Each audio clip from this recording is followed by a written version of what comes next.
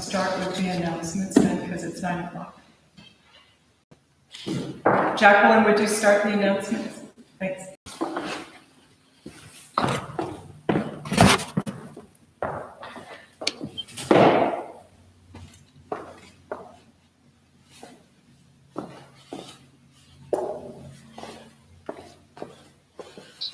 Go.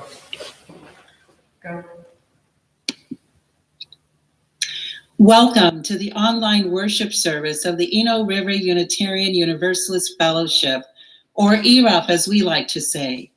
My name is Reverend Jacqueline Brett, and whoever you are, wherever you come from, whatever your race, gender, whomever you love, and wherever you are on your spiritual journey, we welcome you here to this beloved community.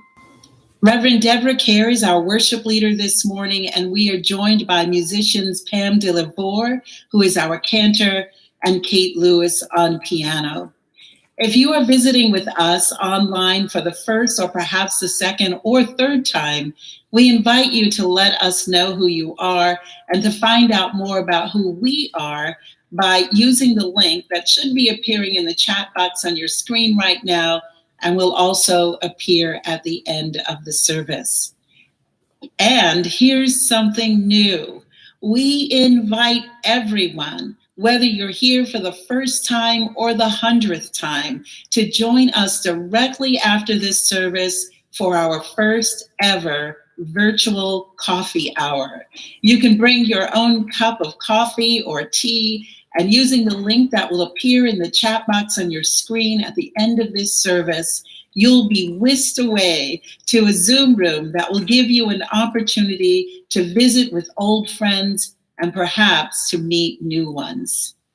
And as with all things that we're doing online these days, we ask for your patience and grace as we work out any technical challenges we might encounter. Our services will continue online in the weeks ahead. Please consult our website, ERUUF.org, for information as this continues to evolve. Many of our classes, meetings, and other events have moved online as well. Please check with group or team leaders for more information about the activities you're involved with. Information on these and other events can be found in the weekly e-news or on our web calendar at ERUUF.org. You can also email office@ERUUF.org for more information. So now, let us center ourselves from all of our various locations in North Carolina and around the country. Let us center ourselves into this time and this place, centering our hearts, our energies, our minds to this eternal now. Let us begin worship.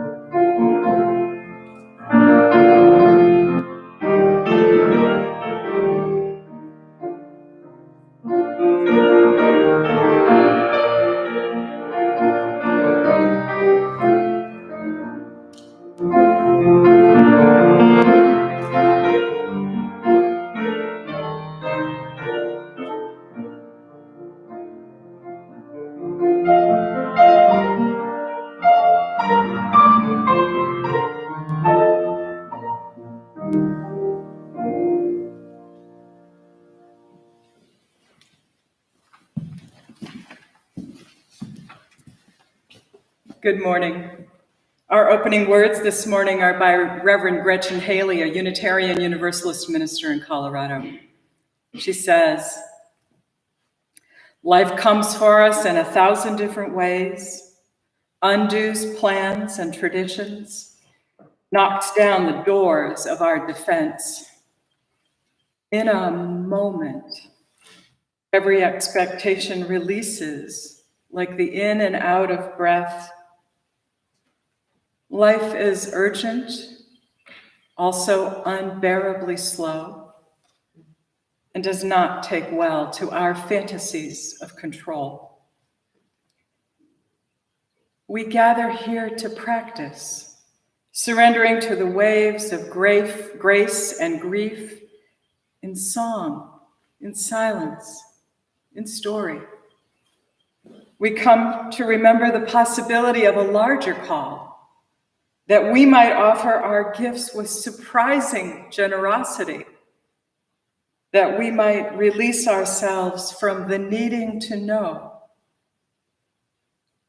that we might simply be present to this beauty, these partners, this hope we make together. Come, let us worship. We light our chalice this morning for the hope, the grace, the love that is possible, even in impossible times. And we're going to sing. Pam is going to lead us this morning in the breathing meditation. So most of us know this song, and it has 3 different parts. I'm going to sing through them, and Deb and everybody's going to sing along with me. And you choose a part and sing whatever feels right to you.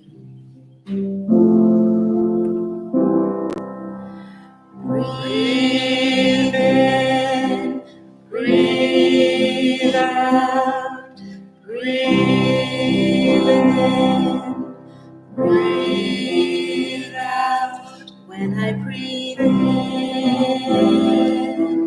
I breathe in peace. When I breathe out, I breathe out love. When I breathe in, I breathe in peace. When I breathe out, I breathe out love. When I breathe in, I breathe in peace. When I breathe out, I breathe out love. When I breathe in, I breathe in peace. When I breathe out, I breathe out love. When I breathe in,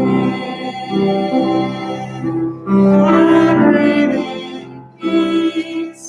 When I breathe out, I breathe out love. Breathe in, breathe out, breathe in, breathe out.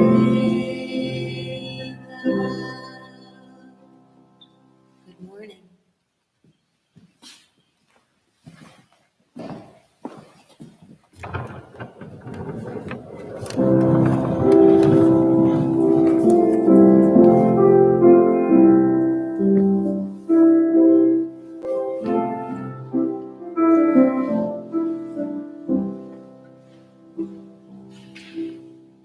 Hello, everyone.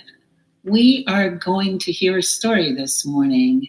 It is the season of Passover right now. Jews all over the world will begin their celebration of Passover this coming Wednesday. And because we believe this is a very important story from a very important world religion, we wanted to share that with you today. And so here it is, the story of Passover, which will appear on your screen in just a moment.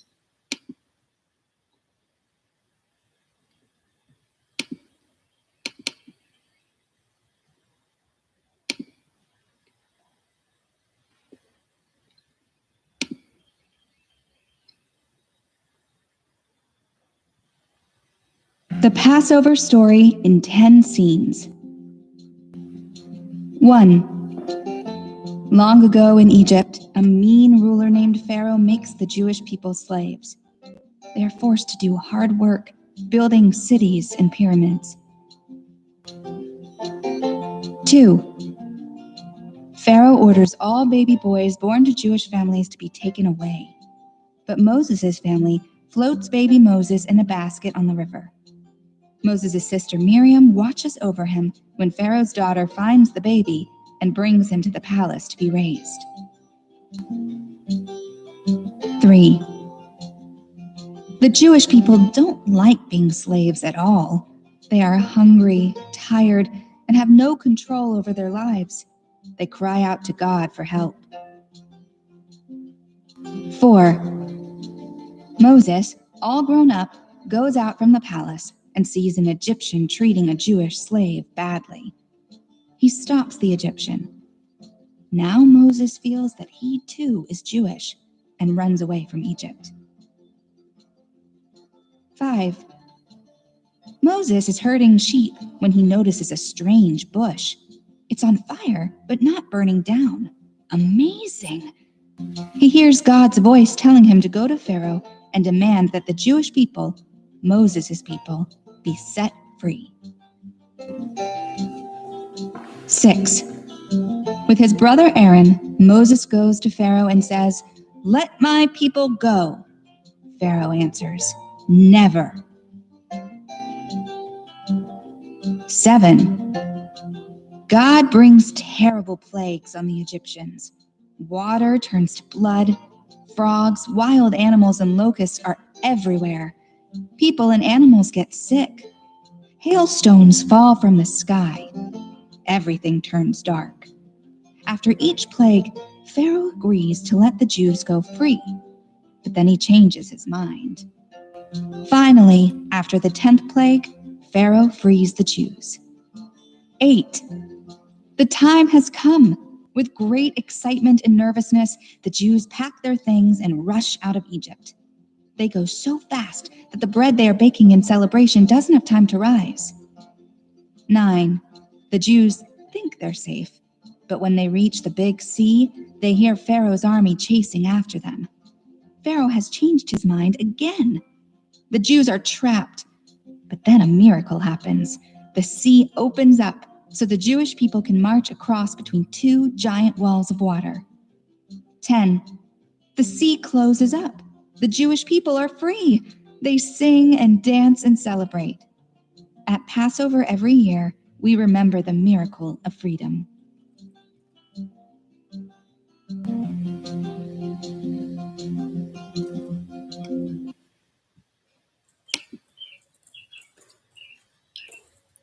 So that's our story about Passover, and it does indeed give us a lot to think about and to wonder about.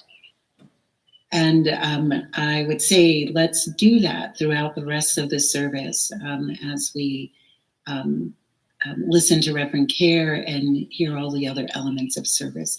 And for now, we will join together for these words of meditation and reflection. In just one moment, just give me a second and I will have it for you. So this prayer today is by called April, and it's by Reverend Mark Bellatini.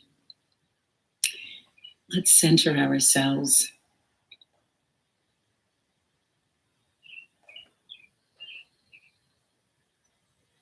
The symbols of the season are all in place. The sacred sift of morning light through red bud branches.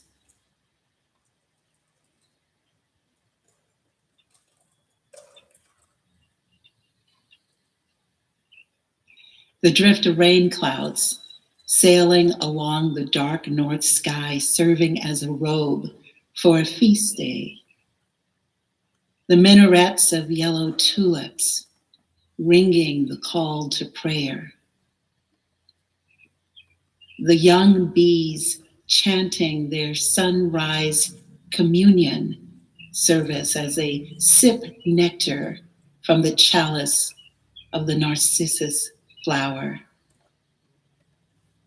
The newly packaged seeds and burrs reciting their Passover Majid of strange travels and quick escapes on the wind. Once again, the tapestry of family dinners and the peculiar loneliness of holidays. Once again, the jarring of murky world events set against the soft pastel butterflies of spring.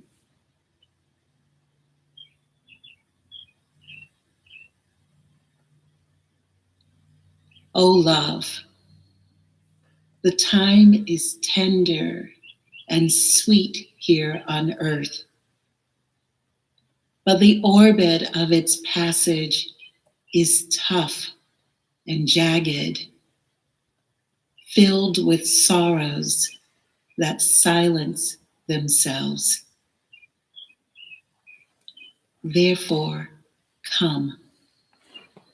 Silence deeper than our speechlessness. Rock us close in your silent arms for a while.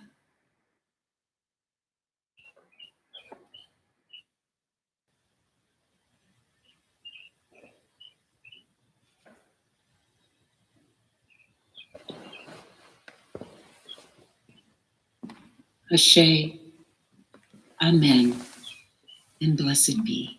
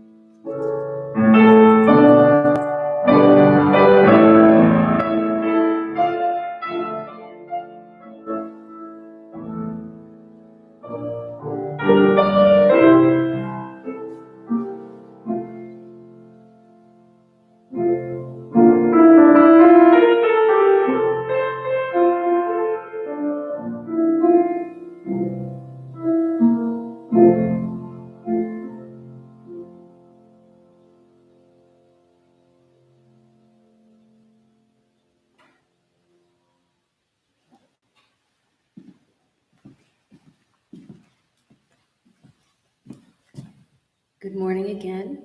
I'm Pam DiLavore, and our first reading this morning is called Seder. It's written by Judith Nichols.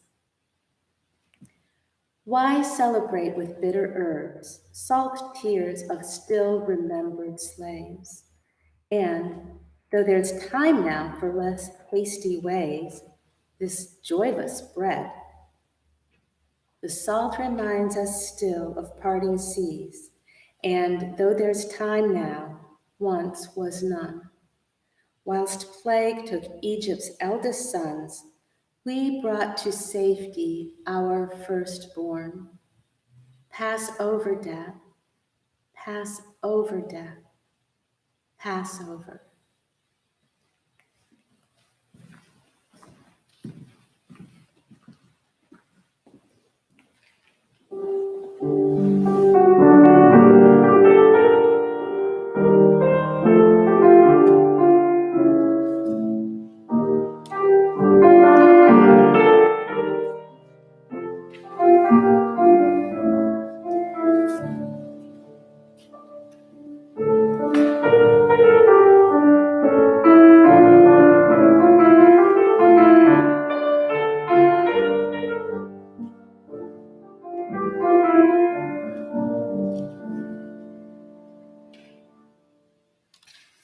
How are you doing? I had the great joy this week of spending time with some of you, either in online classes or in meetings or in small groups on the phone, by email. And from what everyone has said, it feels like we're in two basic groups. There are those who are very busy trying to homeschool their kids and keep everybody fed and on some kind of a schedule and keep them, in clean laundry and showered and moving along. And trying at the same time to keep their boss moderately happy. And all of this despite sketchy internet sometimes. And then on the other hand, there are people who are longing for someone to talk to. They are looking for the next good miniseries to start to watch because they're running out. They've watched so much. And they would love just to have a chance to have a card game or a conversation or even just a glass of wine with another human person. Some of us fall somewhere in between, but from what I'm hearing, we're mostly in those two groups. By the way, everyone reports that the dogs are very happy that we're all home with them. Also, everyone reports that they are very happy that some TV stations are no longer carrying every White House briefing. That one's pretty across the board too. I have been so astonished at how quickly we have adapted. Teddy bear virtual scavenger hunts and pickup lunch programs for kids have been organized, as well as fundraisers for food service workers and for folks who are out of work. An astonishing number of museums and parks and dance companies are putting their performances and their tours and online. And we're taking excellent, absolutely excellent free meditation classes taught by world-renowned leaders for free online. We are sewing cotton masks. And late one night when I really could not believe my eyes, I learned how to MacGyver a face mask out of a pair of men's underwear. Basically, you pull it up over your face and wrap it around your head. We may have hit a new low with that last one. And despite these sort of cheerful, good things that we are doing that are so necessary, we can't stop doing them. But despite all of these things, we're also seeing some extremely serious things that we have never seen before. Our civic centers are being turned into auxiliary hospitals, and a field hospital is now in the center of Central Park in New York City. Navy hospital ships have pulled into port on both coasts, and each can take 1,000 patients. Even though ocean liners and naval ships seem particularly hazardous environments these days, but I imagine that engineers are already at work on systems to disinfect those places. And they're working just because people are working on all kinds of forward-facing solutions, rapid testing, vaccines, and making PPE from 3D printers, and so much more. We are on this. We are working at it. We're going with everything we've got. The speed which with local leaders and business leaders made decisions, enormous decisions, without a national plan, without national leadership, is absolutely mind-boggling. University presidents sent home all of their students as did large corporations. At ERUUF, we grabbed books and chalices and we put important files on flash drives. Over the course of 5 days in mid-March, I personally went from never having thought of such a thing, ever, it never crossed my mind, to being part of a team that moved all of ERUUF online in just 36 hours. We made the decision on Thursday morning, and by late Friday afternoon, we had contacted all of our teams and our leaders and teachers and committees. And then the last thing we did on Friday afternoon, before we left the building, we came into this room and we practiced. We set up this very makeshift equipment and we practiced so that we could at least keep some continuity 72 hours later on Sunday morning. 48 hours later, I don't know, how long was it? That's how blurry it was. We have only been back for essential functions ever since. This is also true of every synagogue, every mosque, every church, school, doctor, dentist, small business, nonprofit agency, and corporation that we know. All of us have done something that we have never thought of ever doing, and we did it practically overnight. Hospitals, nursing homes, and assisted living facilities have taken even more stringent measures.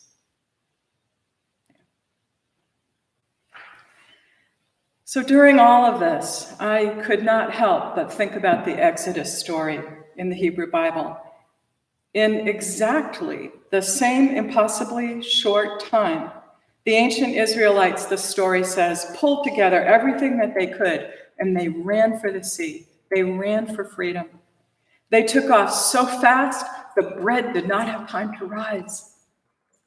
Now I know how that could be true.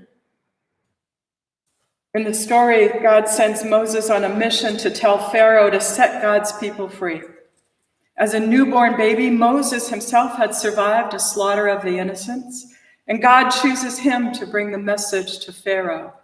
But Pharaoh doesn't listen because Pharaohs never seem to listen, not even after 10 horrible plagues, each worse than the last. And then finally, with a feat that eerily echoes the cruelty of the slaughter of the Hebrews' male children when Moses was a baby, God sends the angel of death to take the firstborn of every Egyptian home, from every Egyptian home, human and animal alike. They're all cut down, except for the Jews who have marked their doorways with the blood of the sacrificial lamb.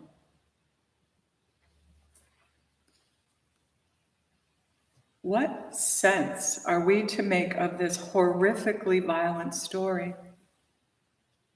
Of which, by the way, there is no historical record. It could be that this story never actually took place. That's very likely, it seems to me. And still, this story has echoed down the ages for millennia. Passover begins this coming Wednesday evening, and Seders all around the globe will be held virtually this year for the purpose of retelling the story and remembering the story. So there has to be some important truth hidden within some kind of mystery within this story.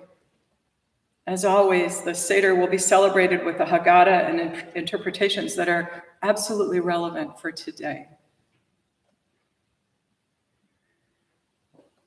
So when I reflect on this, what kept coming back to me as I thought about this story were the images of water. The image of Moses floating in his little cradle that his mother made him, the waterproofed little basket. He's like a little Noah floating in his own tiny little ark. And that image of Moses and all of the people standing at the edge of the Red Sea, staring at that water, that impossible water with no way to cross, feeling trapped between that hard stop of the water and Pharaoh's thundering army bearing down on them. They stood there unable to go forward and unable to go back. They just had to stand there facing these incredible unknowns, feeling them coming in their bodies. It was non-negotiable. It was impossible. And yet, there they were.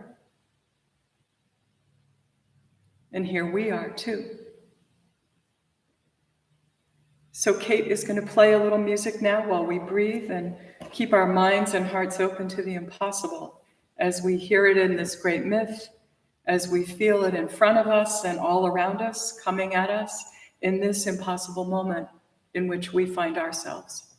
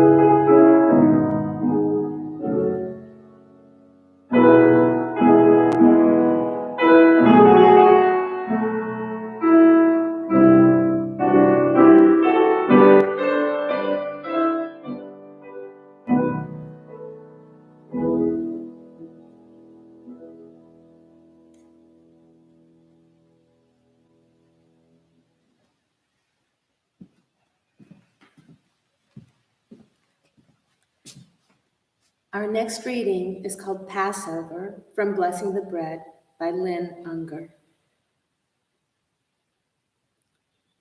They thought they were safe that spring night when they daubed the doorways with sacrificial blood.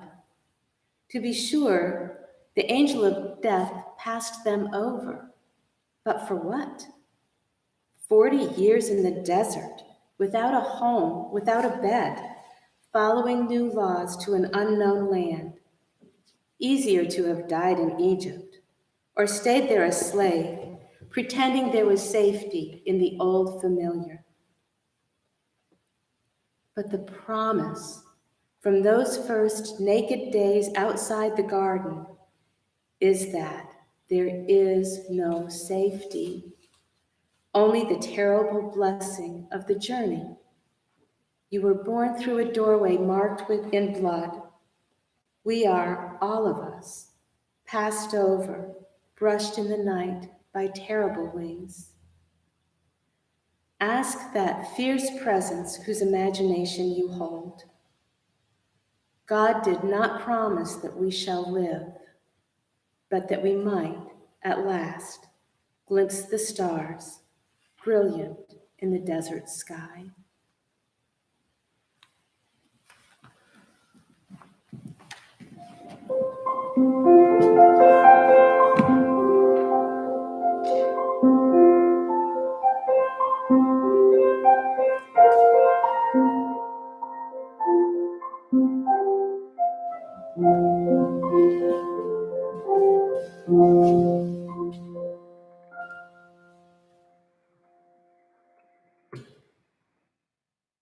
So after the Exodus, then what?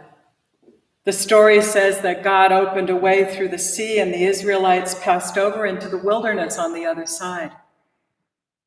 I don't know how that happened. But then I don't know how we managed to pick up and make an exodus from public space, and somehow we did. And we did it. This unprecedented worldwide thing, because we believed scientists and disease experts, even when our top officials were telling us that there was no problem.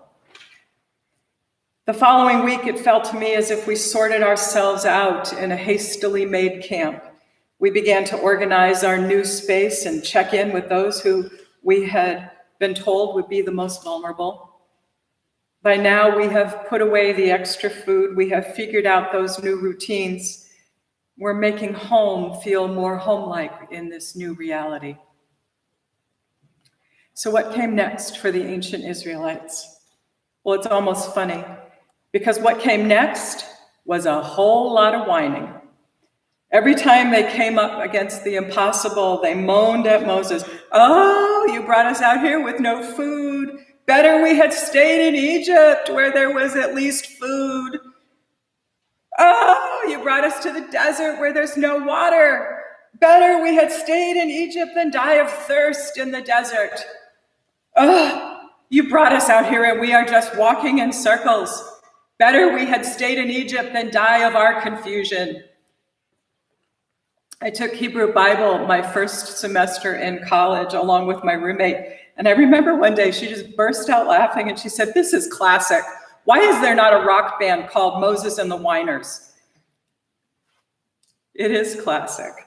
This is exactly what happens to all human beings when we are abruptly thrust into a transition that we were not expecting. A man named William Bridges wrote a classic book that's been continually in print for more than 30 years. It's called Transitions. Don't you love it that a guy named Bridges wrote a book called Transitions? I do. But the kind of transition that Bridges is talking about has three parts. The first part begins, ironically, with an ending. Something big, something has ended. Something we had always counted on falls apart. It disappears. It just absolutely collapses. A job, financial ruin, a terrifying diagnosis, a significant relationship ends, or we've discovered a terrible betrayal by someone that we absolutely trusted. It just happens suddenly. And whatever has happened, our world just suddenly turns on end, and we don't feel at home anywhere. We are suddenly thrust into this peril, and we don't know how we are going to survive. We cannot imagine how we are going to survive this. It is normal at this stage to feel very angry and very, very scared, because the unknown is absolutely terrifying. And no matter how good or how bad things were in the past, once we're in this place, there is no going back. And realizing that can be absolutely terrifying. One of my very favorite paintings at the North Carolina Museum of Art in Raleigh is a painting of Harriet Tubman leading a band of people who are on their way to freedom. And it's an abstract painting, and there are all these beautiful angles in it, but you can tell that Tubman is standing there and she's holding a gun, a very large gun. Her biographers have said that she did carry one, not so much for protection against the white supremacists who were after her and her people, but she carried that gun and she was fully prepared to use it on the people she was leading to out of slavery into freedom if they tried to turn around in this very critical time and go back to the plantation, because that would have been a disaster. They would have been forced to talk, and then they would have revealed all of the secret pathways that she was using to take people to freedom, and she succeeded. She was so successful. So if anyone had ever tried to turn around, she was prepared. She never had to. She never ever lost anyone that she was leading. And whether or not she ever got lost, she may have got lost, but she found her way because she vehemently insisted over and over. She said for the rest of her life, when you're lost, when it's impossible, keep going, keep going.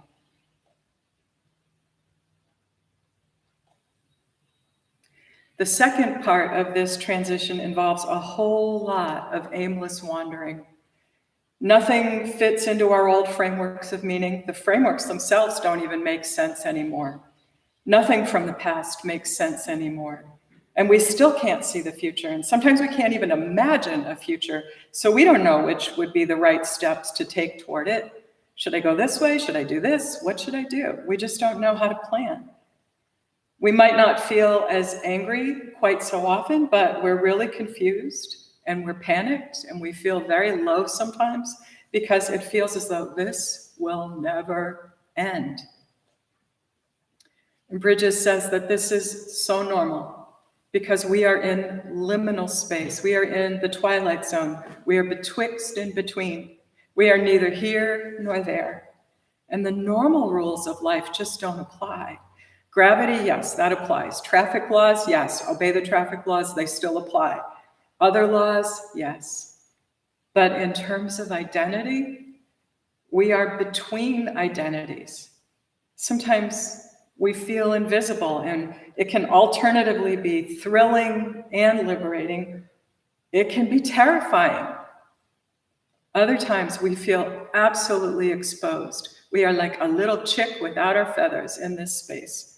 We are not even dry, and the wind is cold. The story says that the Israelites wandered in the wilderness for 40 years, which is not to be taken literally. This is a myth, and while myths always contain great truth, it is not a literal truth. It's a poetic truth. It's truth that comes in a nonlinear way.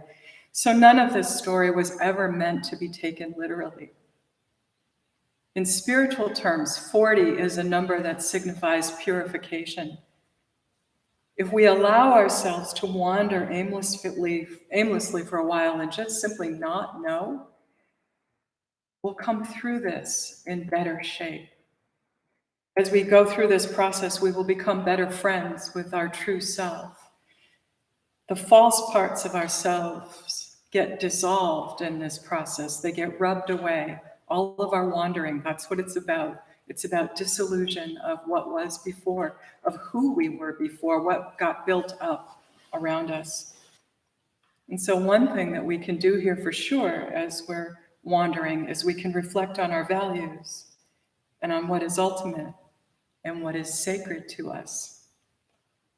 And gradually, we learn to steer by those bright stars. And what we're steering toward is our true north. We're steering toward our new freedom. It's a spiritual freedom. It's the freedom to be our truest self. So the third part of this impossible journey is resolution. We cross a threshold and we emerge into a new land. But we are not quite the same.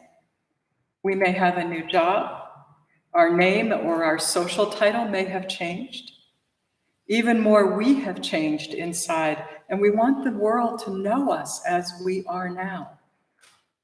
We carry everything that is necessary inside of ourselves now, and there is genuine freedom in this. We rest in this freedom, we act out of this freedom. It's a freedom to make our own choices, our own decisions, to behave like the people that we always wanted to be. I've been wondering how we wander if we're so confined at home and to just a few other places. This experience that we find ourselves in might seem more like a cauldron or a crucible than a wide open desert. Even so, the process is the same. The work is the same. The opportunity is for us to let this experience change us, refine us, make us better, help us become the people that we have always admired, the people that we have always said we want to be. People who've gone through great challenge know this. When we emerge from this process, we find that our real life is waiting for us.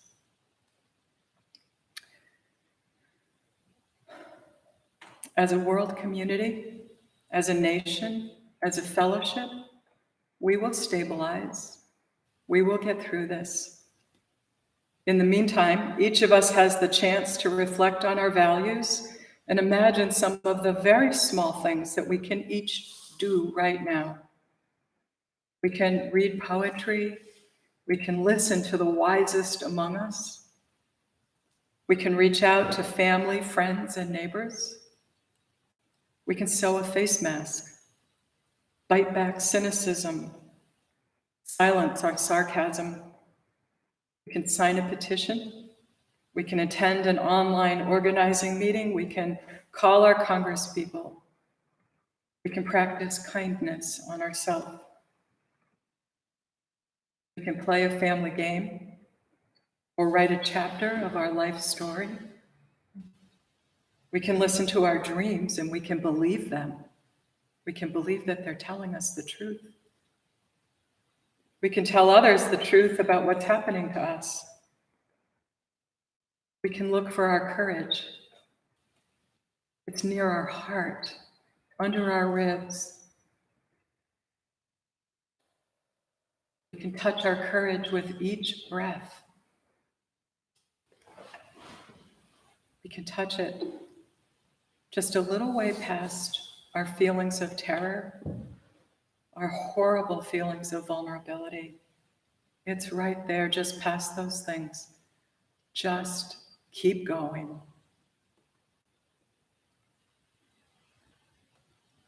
Each of these acts is like a little tiny seed. If we plant even just a few of them now, it might not seem like much. But later, these things will help us become our truer self. And they can help us grow more love and more justice in the world. A broken, open, turned over mess is a very good time to sow as much love and goodness and equity and justice as possible, starting close in, starting with ourselves and our loved ones, casting in wider circles as we go, knowing that none of us has to do it all, and we sure don't have to do it all alone, knowing that we are all in this together. That's the good news this morning, friends.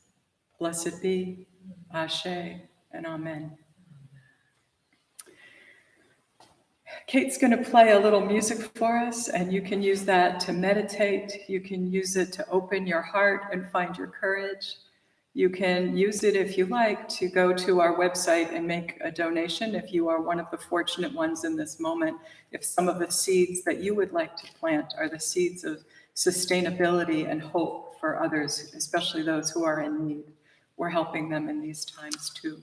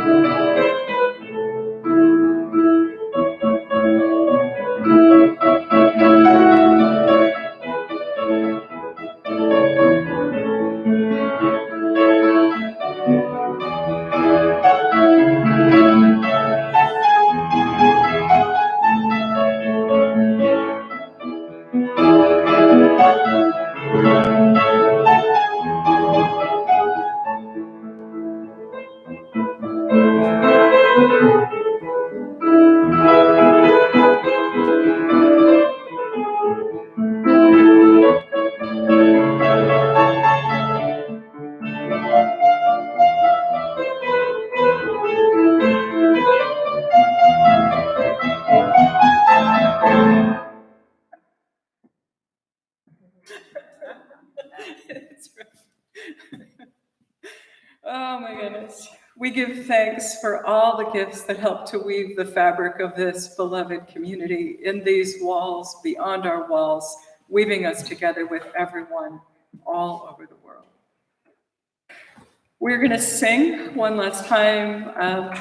The great American composer and song leader and musician Bill Withers died this past week. Pam is going to lead us. In Lean on Me, and which is a great message for all of us right now, and I hope you'll sing along. Call on me, sister, when you need a hand. We all need somebody to lean on. I just might have a problem that you'd understand. We all need somebody to lean on. Lean on me when you're not strong, and I'll be your friend. I'll help you carry on forward. It won't be long till I'm gonna need somebody to lean on. Lean on me.